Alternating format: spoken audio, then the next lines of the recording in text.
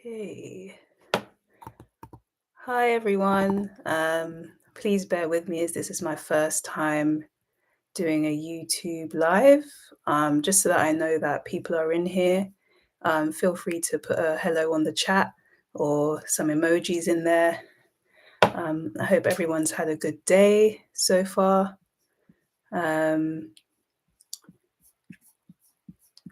Just wait for if there's a few more people. Hi, Maribel. Thanks for joining. Yeah, I'll just give it a few more minutes before people start to join. But yeah, if everyone could let me know that they can see my screen for the presentation correctly, that would be great as well. And that everyone can hear me and everything. Hi there, Jane. Thanks for joining. So this is as the presentation says, the first page, if you can see it, hopefully. Okay, great. Perfectly. Great. Thanks for confirming that, Maribel. So this presentation is about the different ways that journalists can monetize their skills outside of journalism.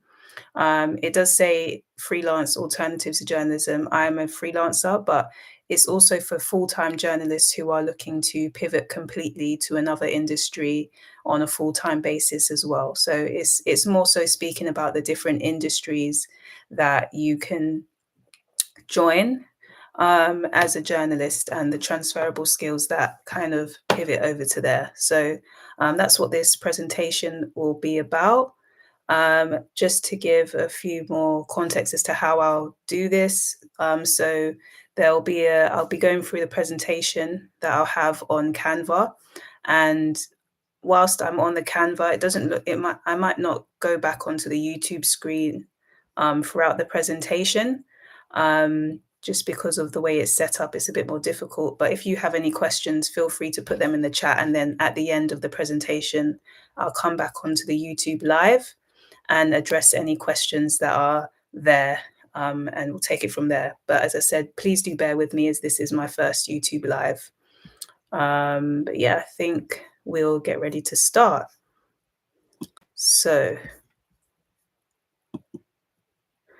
Okay, so just to give further context about the whole breakdown of the presentation. So I'll start off sharing a little bit about myself. Then I'll go into the current journalism climate and what has motivated me to do this presentation.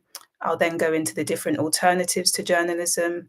I'll break down examples of different industries that I give examples of.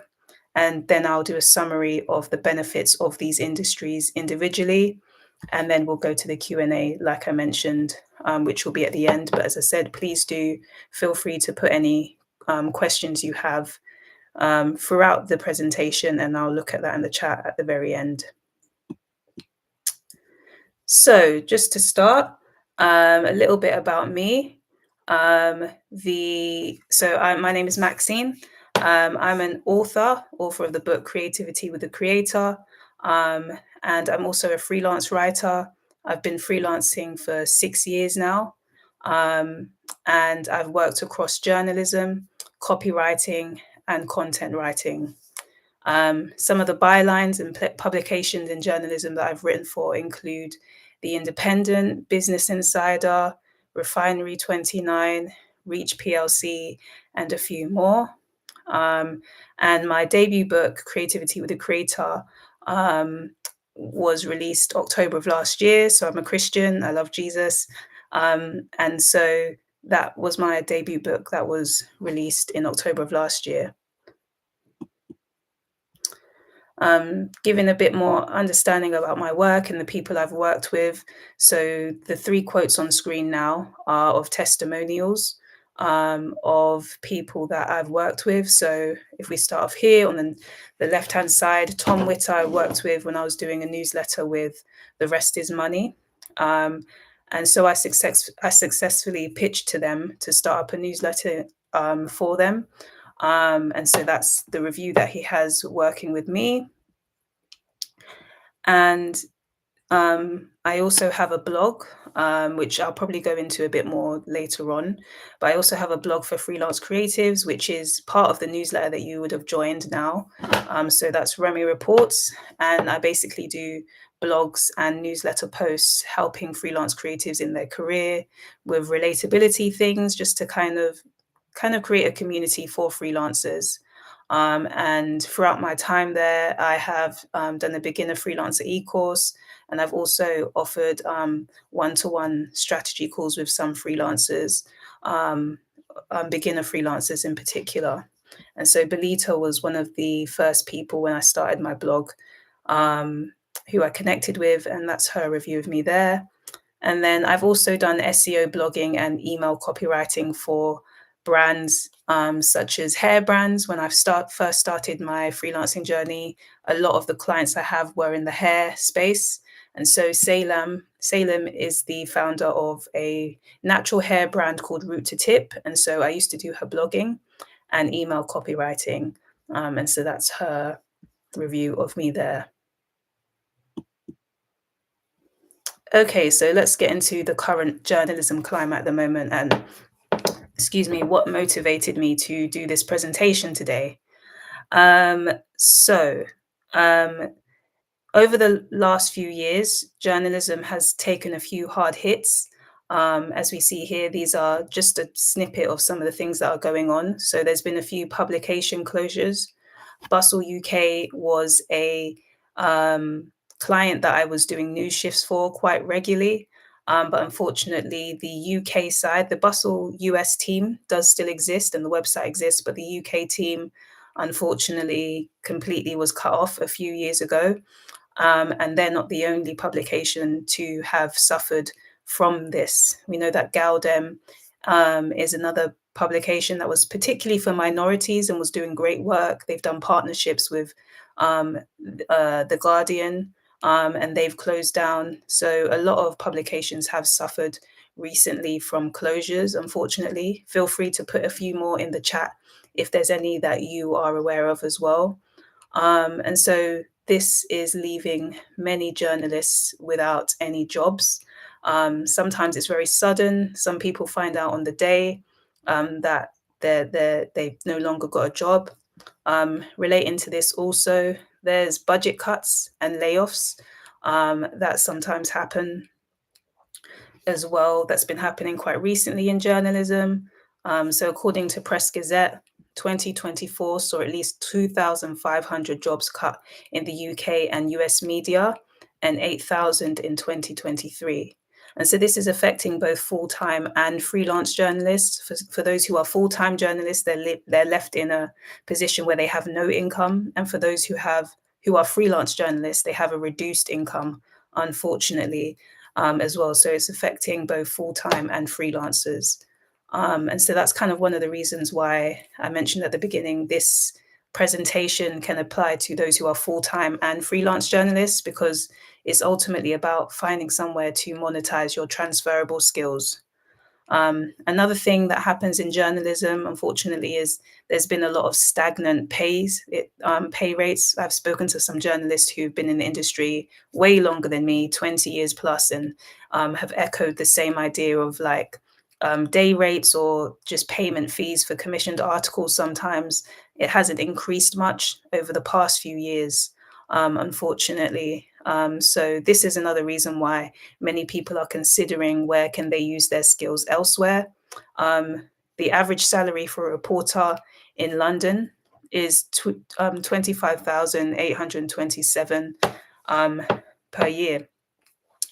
And so this again just goes to show in the cost of living crisis, this is quite difficult for many to stay up to date with, especially if they're in a full-time position. And so these are just a few reasons as to why I have thought I would do this um, presentation, considering that I've been a freelancer for 6 years and I've been able to do it across different industries. I've seen how my skills can work in different, my journalistic skills can work in different environments. And so I'm just going to share that in this presentation today. So let's get into it then. What are the alternatives to journalism?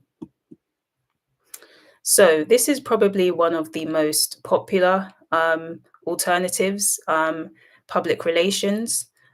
So the reason why this is probably one of the most popular amongst journalists to choose is because the likelihood is that you have quite a lot of contacts as a journalist already. So you're probably already in a position where you speak to publicists quite often, or you come across people who are pitching their companies and so forth.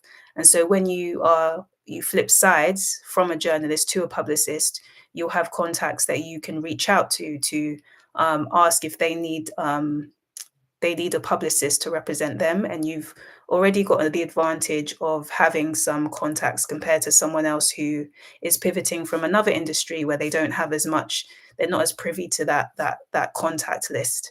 So a lot of journalists are in this day and age kind of doing, especially if they're freelancers, doing publicists. They become, excuse me, they're being a publicist one day, and then the next day they're going back to their journalist and kind of doing the best of both. Or some people pivot completely to public relations full time.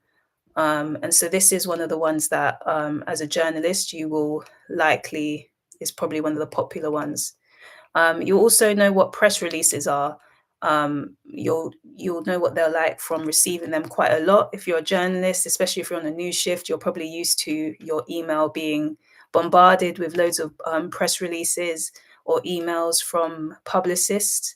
And so you'll be aware of like what journalists want. You'll know what journalists are looking for, as you yourself are a journalist and receive them.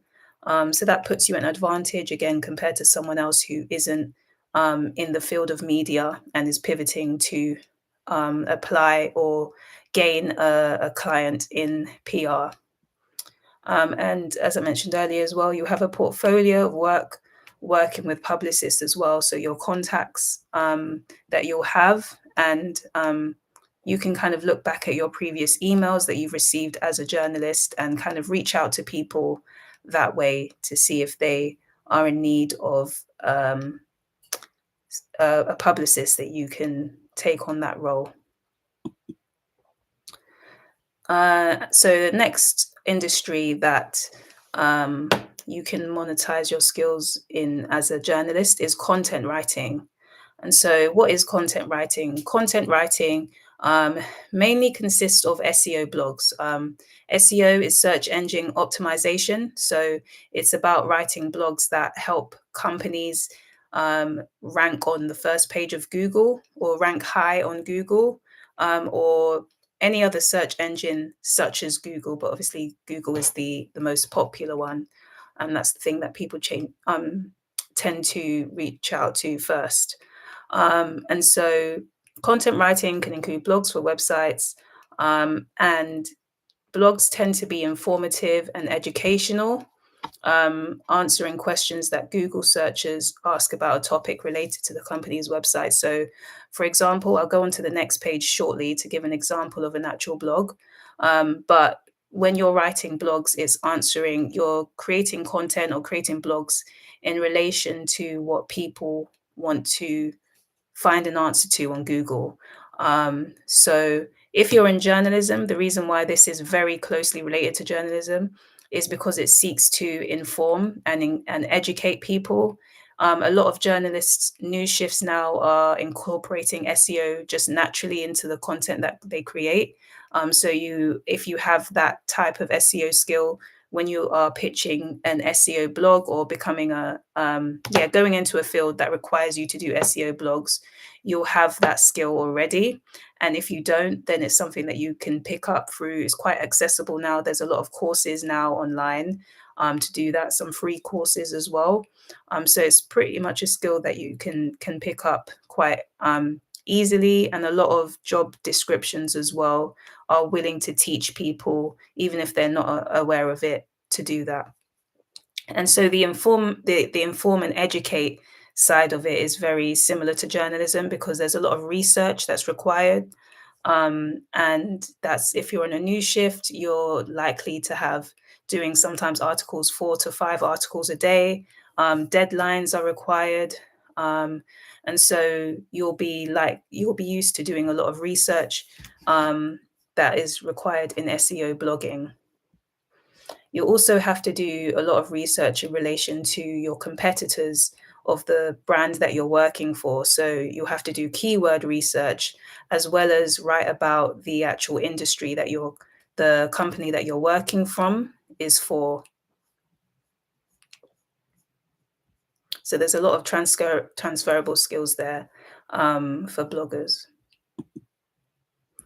And so these are some examples of what an SEO blog may look like. So we tend to call these listicles, and the reason why is because they have like um, a number of tips in an article, for example. And what I mentioned earlier is that a lot of SEO blogs are tailored towards answering questions. So the keyword here is how to negotiate buying a house. That's the keyword that someone may type in Google, and then you would write a blog that answers that. So it's very similar to journalism because there are some tactics that journalist newspapers are doing as well, similar to this. And so listicles tend to do quite well because when users come off of Google onto your website, there's a whole list that they can just skim through, and they can look at what is they can just have a skim through the main points. So ask for repairs, if possible, make a cheeky offer, for example, and kind of just pick it up a bit more easier compared to articles that don't have those bullet points. Okay, so the next industry that is another alternative to journalism is copywriting. And so this is quite vast. There's different types of copywriting. There's email copywriting, and that again, I'm going to show some examples how even within that there's different types of email copywriting that differs. So potential clients for email copywriters could include business coaches, and that can be educational emails with subtle CTAs at the end. CTAs being call to action, calling someone to make a action at the end of your email. Or they could be newsletters that are more educational and tip based content that is around mainly about informing audiences or updating them about things that are happening in your business. So less of a hard sell type of thing, but more so just like an informational, engaging type of email. I'll go on to the next page shortly to give you examples of that. There are also some emails that you could do that are more product based. So that is a bit more hard sell, conversion copywriting, really kind of trying to, yeah, push people towards um, buying something. They can be a bit more shorter and snappy in the copy used, and very image led with the actual product that you're doing. Sometimes it can be very short copy, just describing what the product is. Sometimes it can be a bit longer as well. So it can vary vastly when it comes to email copywriting. There's also website copywriting. So when you go onto someone's website, whether it's an about us page or the front page or separate to writing blogs. So we call blogs content writing because it is more of the educational side, but copywriting is more so talking specifically about the brand and create informing people what the brand is about. And so that's another option that you could do there. Um, There's also advertising copywriting, which can be very short, it requires you to collab a lot. So that's very similar to journalism. You'll be used to collaborating with editors, for example. And so there's going to be a lot of collaboration if you're doing advertising copywriting for a billboard, for example, or you're doing advertising for a commercial of some sort. You'll be working quite closely with a designer because you're coming up with the idea together to know how to convey a message through sometimes the most simplest copy. So that's very similar to editing. I'm working with an editor, sorry, as you have to closely collaborate.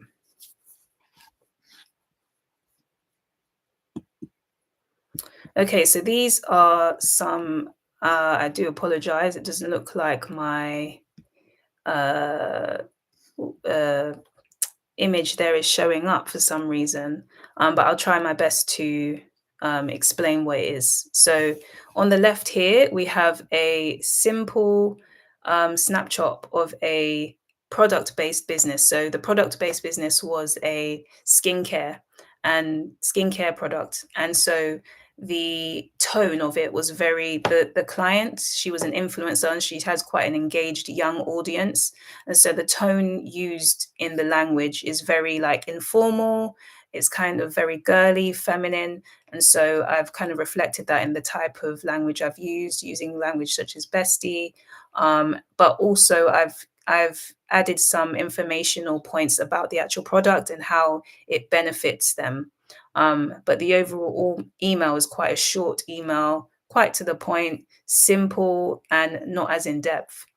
Unfortunately, my image isn't showing here, but it was an example of a newsletter that is more editorial led, and it was for the Rest of Money newsletter, which is a podcast talking about finance. And so the email, because it was for a podcast, it wasn't promoting something that the person had to buy, but it was more so summarizing what the episode had talked about, and sharing some external links for people to do extra reading on stuff that they are interested in extra reading in articles that aren't necessarily relate from the podcast itself, but from newsletters such as The Guardian. And so that's more editorial based. And I would say that type of writing is very, very similar to journalism, as you're not trying to sell a product per se. You are just informing people about current affairs that are happening, or topics that someone might want to do extra reading on. It's very much educational based. So there is that type of newsletter writing that is more editorial. I'm really sorry about my image not showing there. This is going to be recorded, so I'm going to see if I can make sure that I can get that image when I do send over the final copy. And so this next industry is about communications. And so communications is kind of like it overlaps everything that I've kind of just talked about, more or less. So it can include copywriting, it can include SEO blogging, it can include social media copy. And this is usually so this will be one role that you'll have. And there's several journalists that I know who have moved to communications and find that the skills are very similar. You get to the benefits is that you do get to be more creative in maybe more visual sides of it, as well as copywriting. It will likely include you looking for some images as well, or sometimes doing video editing or little things to accompany social media posts. And so that is it incorporates kind of like all the different types of writing that your journalist skills can transfer onto.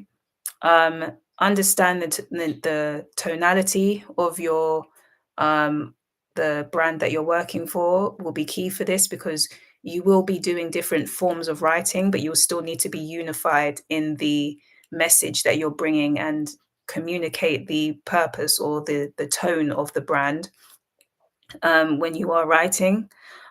So it's important for you to do that. But again, the reason why that's similar to journalism is because you'll be used to doing style guides from newspapers or publications that you've written for, whether it's sticking to grammar rules or whatever it may be. So that's something that is similar to journalism.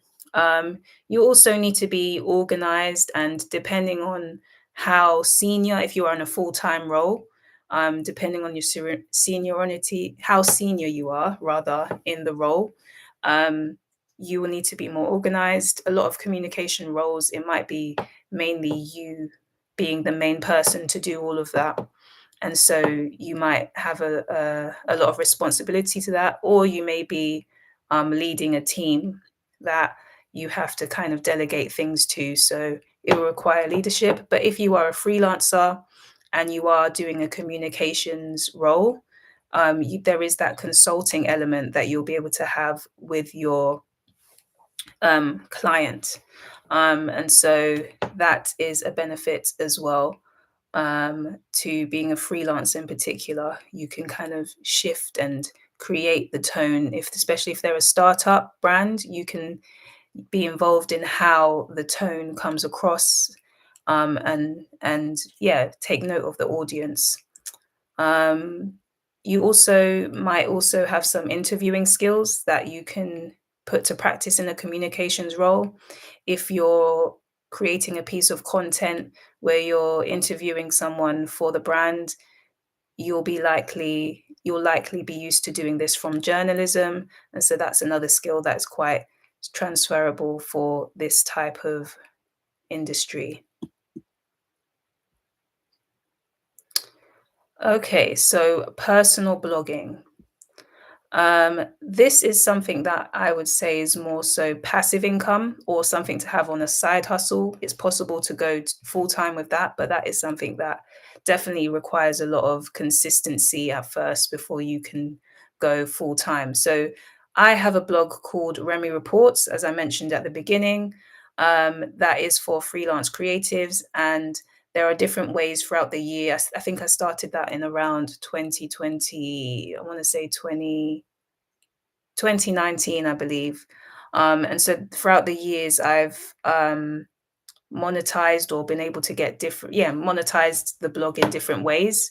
Um, these are the different ways that I've tried out. So Google Ads is something you can sign up to. Mediavine is another platform that allows you to host ads on your website.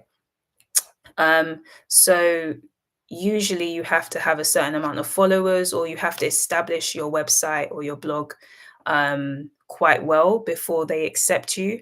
So it is definitely, if you are going to do a blog, I would just say make sure that it's on a topic that you are interested in, because it will require a lot of consistency for you to start up with. You'll need to be quite consistent in the beginning, in how you do that before you can start applying for ads. Um, Digital products is another way that I have monetized my blog. So as I mentioned in the beginning, I've had a beginner freelancer e-course, and during the pandemic, I released that, and that was one of the ways that I monetized the blog as well. Blog ebooks and courses are other ways that people make it, or sometimes people make digital downloads that are like literally a page or something that is quite short and to the point, that is educational, and you can share that with your newsletter list. Newsletters are a great way as well, that people pair that with their website, or some people have newsletters by themselves, and you can, the same ways that I'm mentioning here about monetizing your blog, you can actually monetize your newsletter as well. Some people have Substack and other ways of monetizing their newsletter, which can also act as a way of passive income or a side hustle. The good thing about digital downloads as well is that they're fairly inexpensive to set up. And then you can make, once they're set up, you can kind of just passively set up automations, which make it easier for people to come across your product in your newsletters or the way that you have it set up on your website. Affiliate links are another thing that is great to have on your blog or your newsletter if you are trying to monetize that way. The good thing about affiliate links is you don't actually have to have a lot of followers. Um, for example, with ads, as I mentioned, you have to have probably quite a few. You have to demonstrate to these people that you're applying for, the ad platforms that you're applying for, that you have a engaged audience, or at least that your website is set up enough. But with affiliate links, you can pretty much get started straight away. There's loads of different affiliate links that are available quite immediately. Some of them you do have to apply for, but there's a lot of them that are quite accessible. And you can just add that into, you could put that on your social media that you've got an affiliate link. And when someone clicks on it and they go to buy a product from your referral, you get a commission based off of that. And so affiliate links are probably a good beginner way for you to get started with blogging, if you are trying to do a blog. Okay, so let's have a just summary of the different industries that we've gone over and the benefits of each of them. So, content writing, which is like SEO blogs, benefits of this is that you can set your own price and hours. If you're a freelancer in particular, you get to help businesses with SEO, which can have a longer shelf life compared to social media. So, social media platforms, a lot of them have like a rat race type of mentality. You have to constantly keep up with certain trends. And whilst you have to do that with SEO, there's a lot more longer shelf life for it. So, for example, I've had blogs that I haven't updated in literal years, but I still get views on them quite regularly on a monthly basis. I still get people clicking through ads onto some of these things. Whereas with social media posts, sometimes it can die down on certain platforms. It can die down, and there's therefore more urgency for you to constantly be updated with new content. Whereas SEO, it's a bit more. There's a longer shelf life. Copywriting benefits is that there's various types of copywriting. So we mentioned email copywriting, ad copywriting, and because there's different types of copywriting, you get to be more playful with how you're writing. You have a greater selection of the types of clients you want to work with if you are freelance as well.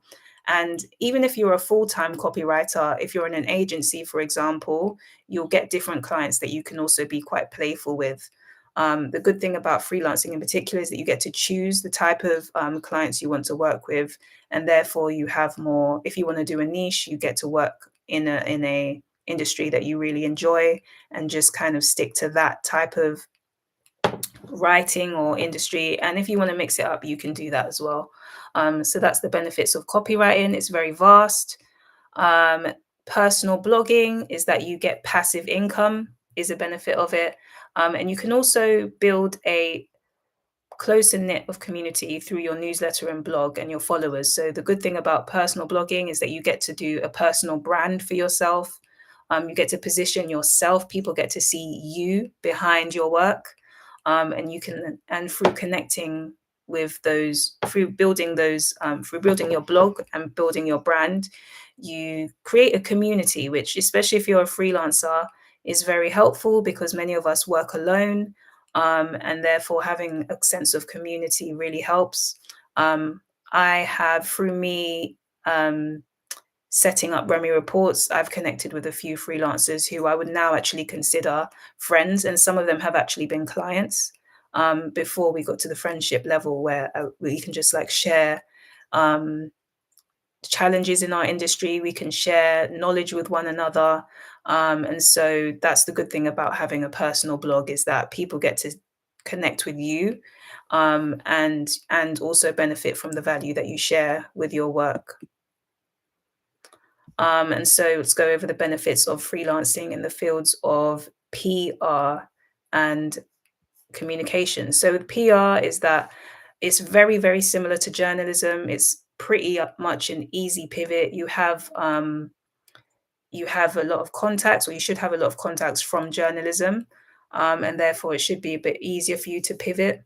And the benefits of communications is that you get to test out various forms of media, which helps to maximize your skill set. So, blogs, copywriting, social media, these are the benefits of pivoting to communications.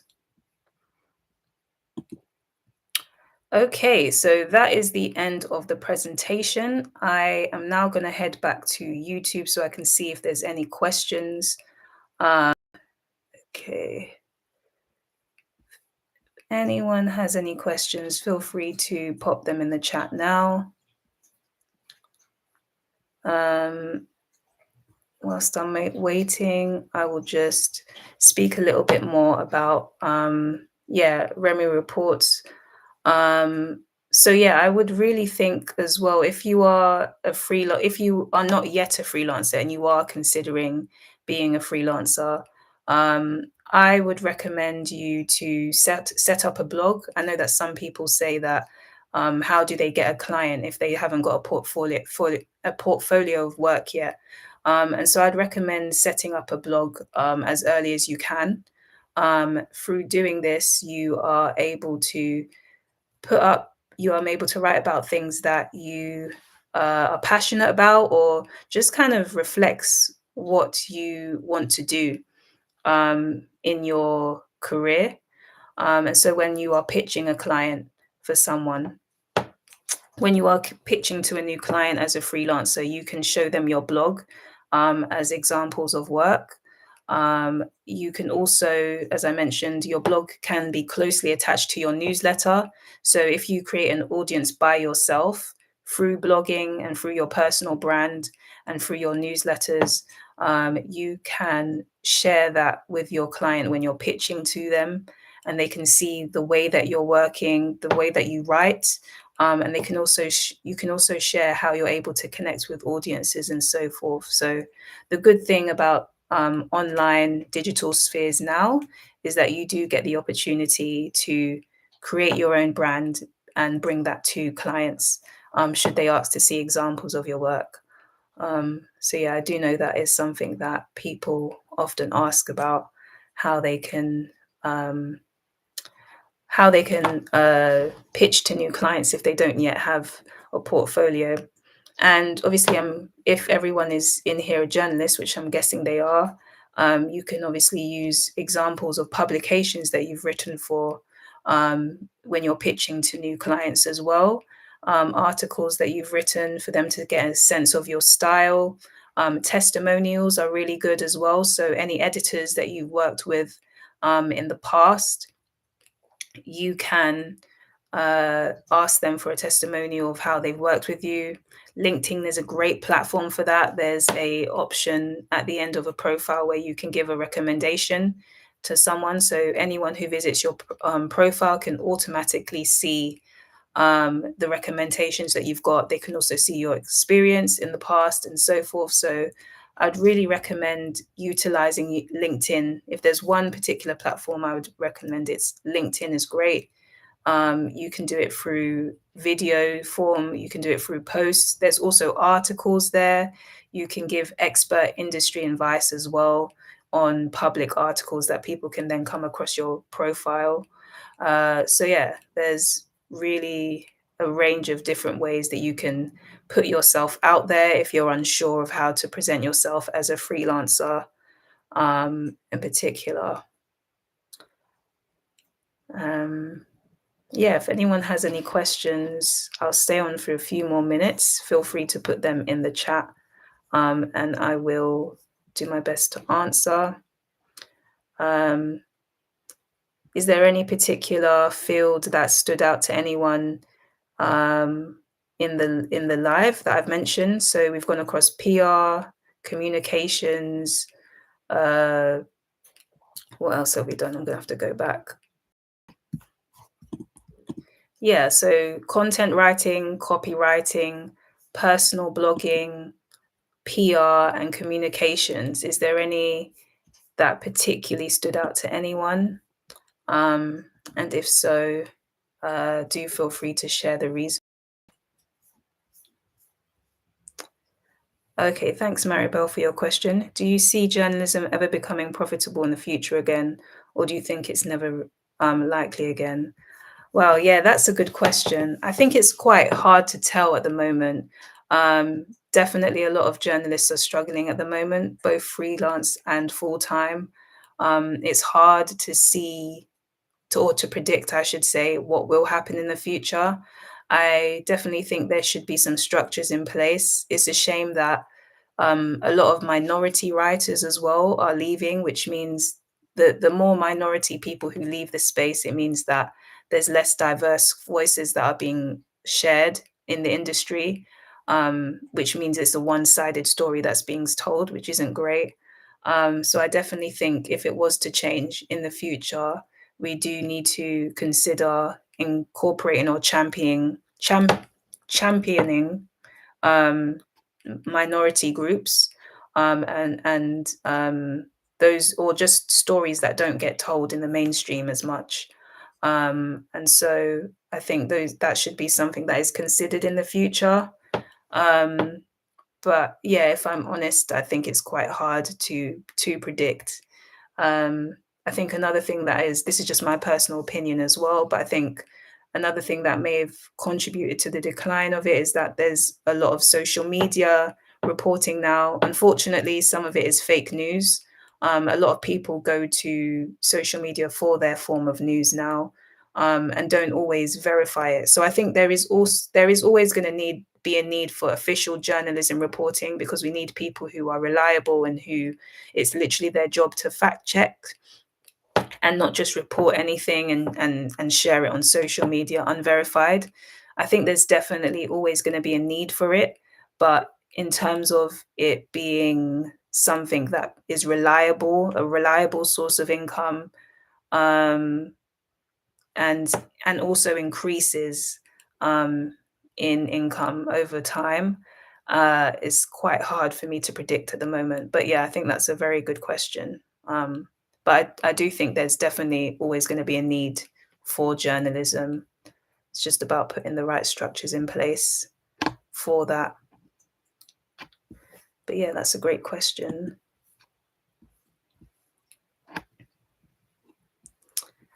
Okay, Megan, sorry I've been struggling to get the chat to work.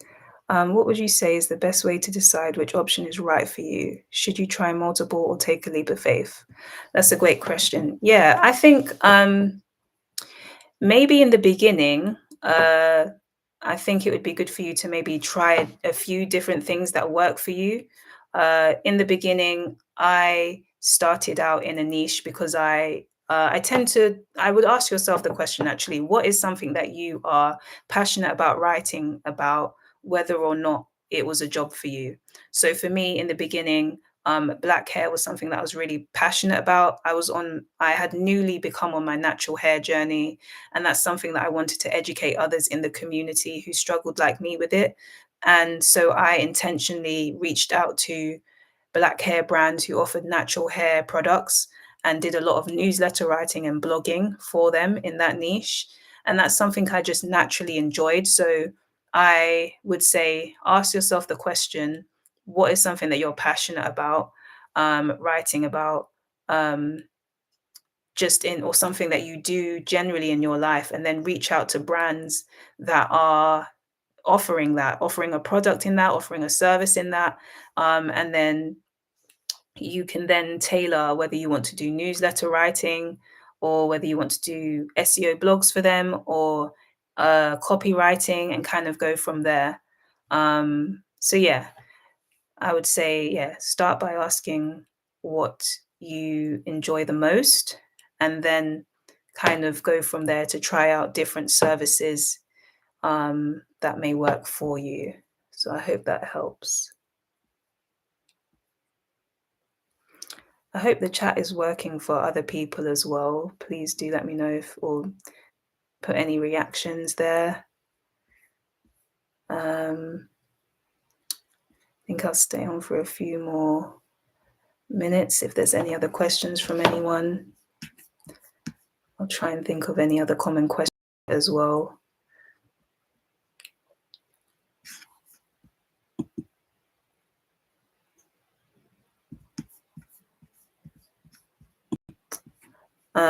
Yeah, I think I'll speak a little bit on the full-time industry as well.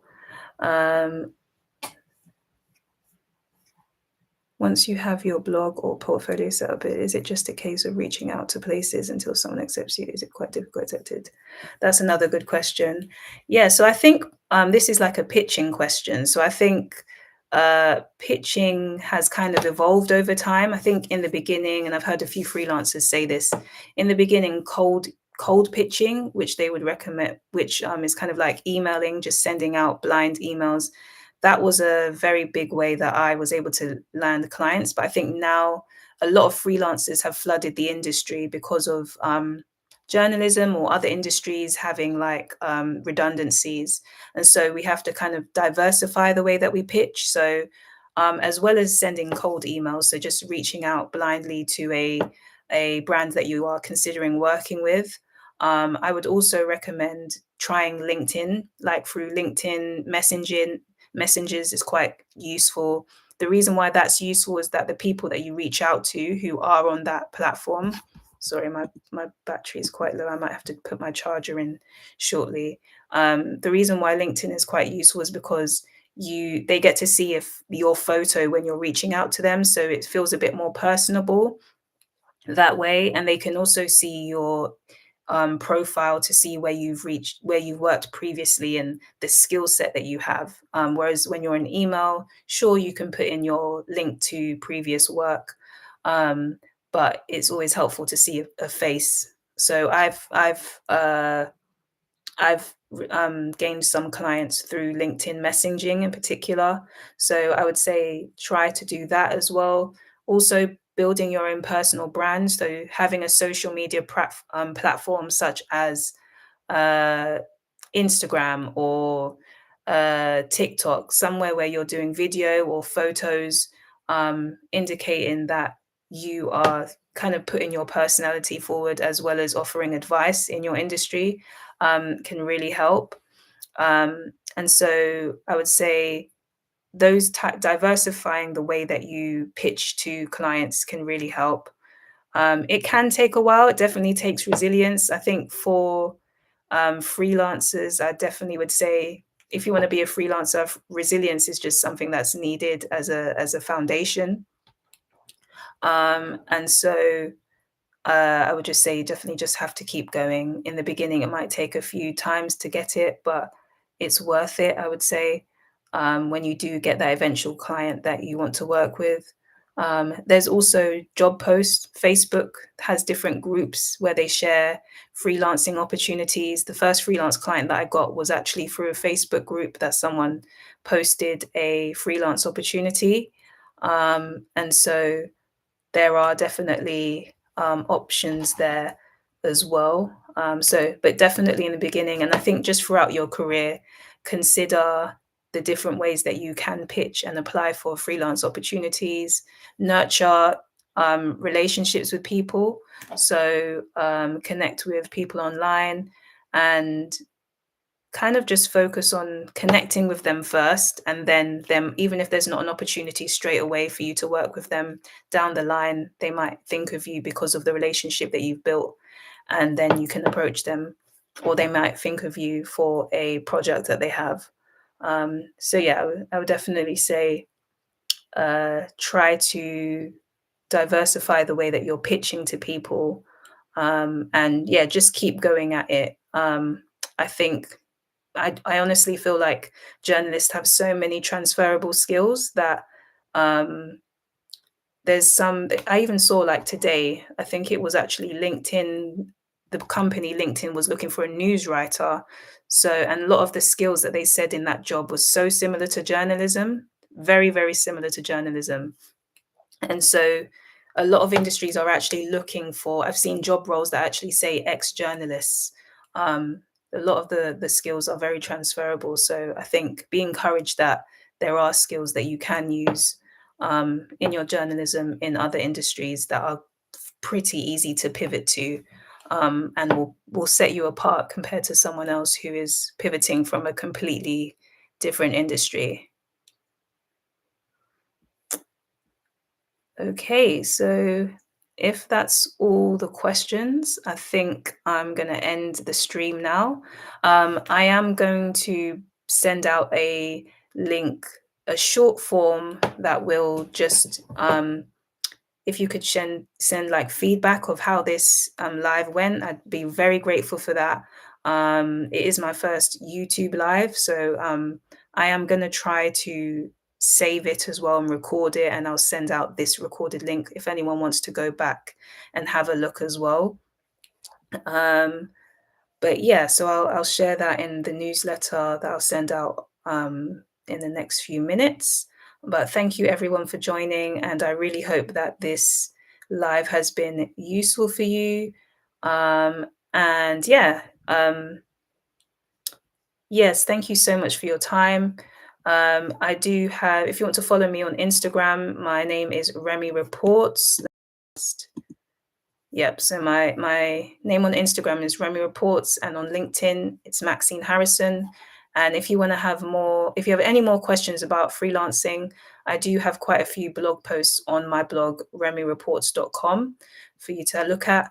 or you can send me an email, info@remyreports.com, which is the same newsletter time, the newsletter that you will receive shortly. So thank you again, and I'll be sure to send out this recorded live. Have a good evening. God bless.